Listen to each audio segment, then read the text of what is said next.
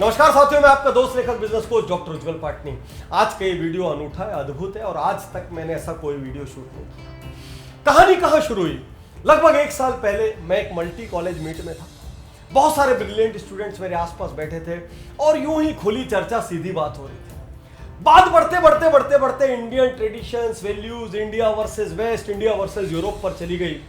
और थोड़ी देर बाद मैं भीतर से शर्मिंदगी महसूस करने लगा, क्योंकि वहां बैठे हुए सारे स्टूडेंट इंडियन थे और उसमें से 80% लोग ना स्पिरिचुअलिटी से कनेक्टेड थे, ना रिलीजन से कनेक्टेड थे, ना हमारे एंशिएंट हेरिटेज से कनेक्टेड थे।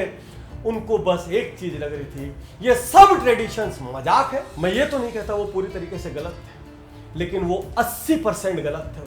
और आज अचानक मुझे लगा ये बात देश के हजारों लाखों करोड़ों युवाओं तक पहुंचनी चाहिए और उन तक पहुंचनी चाहिए जिनको ये नहीं मालूम कि हमारे देश के ट्रेडिशंस में साइंस किस तरह से बुना हुआ है। तो थोड़ी देर के लिए अपने आप को न्यूट्रल बना लीजिएगा। आप किसी धर्म के नहीं है, क्योंकि मैं जो बात बोलूंगा वो बहुत कड़वी भी लगेगी और हो सकता है वो आपकी कई मान्यताओं को ध्वस्त कर दे। साथियों, जब मैं उन कॉलेज के लड़कों से बात कर रहा था तो उसमें एक लड़के का एग्जांपल आया। उसका सब मजाक उड़ाते थे। क्यों? वो रोज यहां तिलक लगाता था। हम भी कई बार देखते हैं किसी को ऐसा तिलक लगाए हुए, किसी को यहां पर लगाए हुए, और हमारे दिमाग में वही वर्ड्स आते हैं, ओल्ड फैशन, दकियानुसी।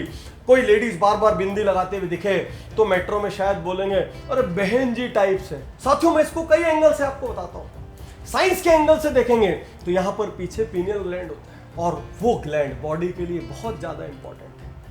कुंडलिनी विज्ञान के एंगल से देखेंगे तो यहां पर चक्र होता है, सबसे महत्वपूर्ण चक्र। अब पूरी एशियन कंट्रीज में देखेंगे तो इस पॉइंट को वो लोग यिन तांग बोलते हैं और इस पॉइंट पर ब्रेन पावर, ब्रेन के पूरे कंसंट्रेशन, फोकस का रहस्य छुपा है। आप हिंदूज के एंगल से देखेंगे तो यहां पर वो इसको तीसरी आंख या त्रिनेत्र कहते हैं। लेकिन कोई भी एंगल से देखो, जब आप यहां पर ऐसे मसाज करोगे ना, इस जगह पर जब आप मसाज करोगे दोनों आईब्रोज के बीच में, आपको बहुत रिलैक्सेशन फील होगा। इसी जगह पर एक्यूप्रेशर, एक्यूपंक्चर के पॉइंट्स होते हैं। इसीलिए जब ऐसे फोरहेड्स पे यहां मसाज की जाए या यहां मसाज की जाए तो आदमी को फ्रेशनेस आती है। तो ये तिलक लगाना दकियानुसी नहीं है, ये तिलक लगाना एक्चुअली इस पॉइंट को एक्टिवेट करना है। और मैं अपने पीछे डेंटिस्ट्री के जमाने को याद करता हूं। जब हम किसी को इंजेक्शन देते थे, वो सिंकोप या बेहोशी की हालत में जाने वाला रहता था, तो हमारे एक गुरु ने हमको एक जुगाड़ का तरीका बताया था। वो क्या कहते थे? उज्जवल, यहां पर जोर से प्रेस करना। हम लोग ये इस तरीके से, यहां पर कोई हल्का बेहोश होता रहता तो यहां बहुत जोर से प्रेस करते थे और यूं ऐसा करके वो उड़ जाता था। साथियों, तिलक दकियानुसी नहीं है। और नहीं तो एक काम करना, 2-3 दिन यहाँ पे चंदन का तिलक लगा के देखना, वो वहां की चमड़ी को जब हल्का हल्का खींचता है ना, आपके यहाँ पर एक्टिवेशन बना रहता है। तो इसलिए आपसे कहता हूं, अब जब यहां पे कोई तिलक लगाया हुआ दिखे, यहां पर कोई बिंदी बिंदी लगाया हुआ दिखे, यहां पर कोई लगाया हुआ दिखे, उसको ओल्ड फैशन मत मानना। ज्यादा होशियार है वो, आगे चल के अपने डॉक्टरों के खर्चे बचा रहा है जो आप लगाओगे। साथियों, हम उपवास क्यों करते हैं?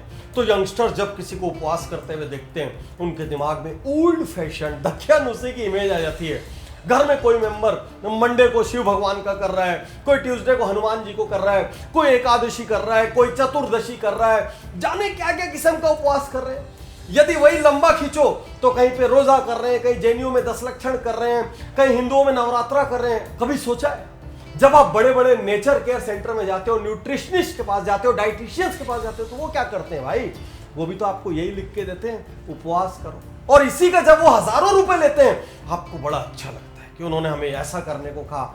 ये आपकी संस्कृति में इनबिल्ट था और ये करना दकियानुसी नहीं है, ये रिलीजियन के रास्ते से, ट्रेडिशन के रास्ते से साइंस का पालन करना है। और साथियों, फुल उपवास से एक कदम पीछे कौन सा वर्ड है जो सबसे ज्यादा हॉट केक है? Intermittent fasting.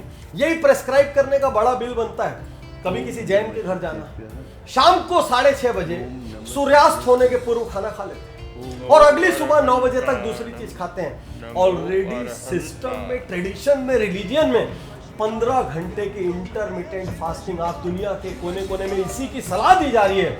वो सालों से, सदियों से इनबिल्ट था। फिर से कहता हूं, सिर्फ रिलीजन बोल के इनको दकियानुसी मत मानिए, क्योंकि यही जब वेस्टर्न का ठप्पा लग के आ जाता है या बिलिंग बन के आ जाता है तो हम इसको स्वीकार करने लग जाते हैं। साथियों, लोग घंटियां या शंख क्यों बजाते हैं? और यदि किसी के घर से हमको रोज सुबह टन टन टन टन टन टन टन आवाज आती है, अरे वो धार्मिक लोग हैं भाई, रोज पूजा होती है, कोई शंख बजाता हुआ दिखे तो और बड़ा धार्मिक है, शंख बजाता है। कभी आपने सोचा कि आखिर क्यों हिंदू माइथोलॉजी से लेके क्रिश्चियनिटी से लेके हर जगह बेल्स का महत्व, दुनिया के हर कोने में क्यों घंटियां हैं? क्योंकि घंटियों में एक क्लासिक बात होती है, घंटी बजाने से जो साउंड वेव प्रोड्यूस होती है वो आपके लेफ्ट और राइट ब्रेन दोनों को एक्टिवेट कर देती है। ऐसा बहुत सारी रिसर्चेज में मेंशन्ड है, हालांकि इसका विरोध करने वाले भी लोग।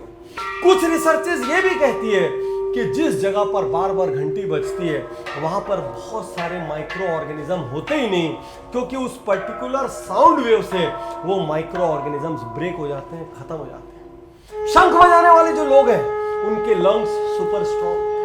जिन लोगों को शास्त्रीय संगीत में बहुत गायकी करनी होती है, कई लोगों के घरों में शंख बजाने का ट्रेडिशन है, और जैसे कोई आके टाक से मारता है तो पूरा दिमाग एकाकार हो जाता है और वो घंटी की वाइब्रेशन बहुत देर तक एटमॉस्फेयर में रहती है। यूनिकनेस है घंटी की। तो घंटी बजाना, शंख बजाना, ये सब मेडिसिनल है, ये सब साइंटिफिक है, ये सब ग्लोबल है, सिर्फ इसलिए कि आपके दादा परदादा इसको प्रैक्टिस कर रहे थे और आपकी मॉडर्न साइंस की बुक्स में इसको पढ़ाया नहीं गया, इसलिए ना तो ये ओल्ड फैशन है और ना ही दकियानुसी।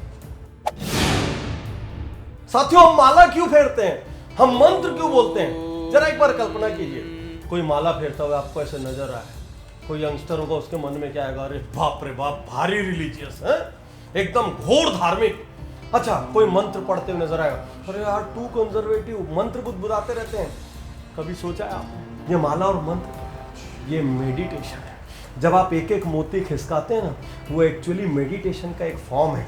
आप पूरी तरीके से उस मोती पर फोकस हो जाते हैं और सिर्फ उसकी काउंटिंग करते हैं और मुंह से आप मंत्र बोलते हैं, बाकी सारी दुनिया से आप डिस्कनेक्ट हो जाते हैं। और अक्सर ये मंत्र बोलने का काम आंख बंद करके किया जाता है। तो आंख बंद करके मुंह से मंत्र बोल रहे हैं, हाथ से माला फेर रहे हैं, टोटल 2 चीज में आपकी दुनिया सिमट जाती है। और नहीं तो करके दिखाओ ऐसे मेडिटेशन, 5 मिनट करने बैठोगे ना, उस 5 मिनट में इतना विचार आएगा कि दिमाग ऐसा लगेगा फट जाए टुकड़ों में।